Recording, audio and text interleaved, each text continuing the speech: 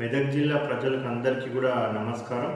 రానున్న 48 గంటలలో అంటే 14th ఆగస్టు ఉదయం నుంచి 16th ఆగస్టు ఉదయం వరకు మన జిల్లాలో భారీ నుంచి అతి భారీ వర్షాలు కురిసే అవకాశం ఉంది.